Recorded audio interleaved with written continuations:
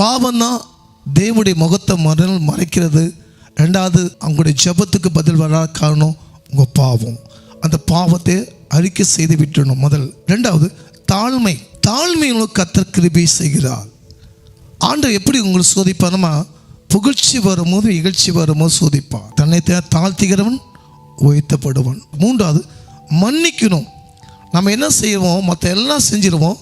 இன்றைக்கி ஏன் அநேகருக்கு ஆசீர்வாதம் கிடைக்காத காரணமே ஒருத்தர் மன்னியாதனால தான் ஆசீர்வாதம் பெற்றுக்கொள்ள முடியல. உண்மையாக தான். நம்ம என்ன செய்வோம்னா, ஒருத்தர் தயவாக மன்னிக்க மாட்டோம். இது மன்னியாதனால தான் தேவ ஆசீர்வாதம் நம்ம பெற்றுக்கொள்ள முடியல. உன்னை பிறரை என்ன பண்ணுவேன், நேசிப்பாயாக வேதம் சொல்கிறது. மற்றவங்களை மன்னிச்சாதான் நம்மளை ஆசீர்வாதம் பெற முடியும். அப்போ இந்த 3 குண அதிசயங்களை மாற்றினாதான் உங்களுக்கு தேவன் ஜெபத்துக்கு பதில் தருவார். முதல், பாவங்களை அகற்றப்பட வேண்டும். ரெண்டாவது, தாழ்மையுள்ள இருக்கணும். மூன்றாவது, மன்னிக்கணும். அப்போ தான் கர்த்தர் உங்கள் ஜெபத்துக்கு பதில் கொடுக்கிறார்.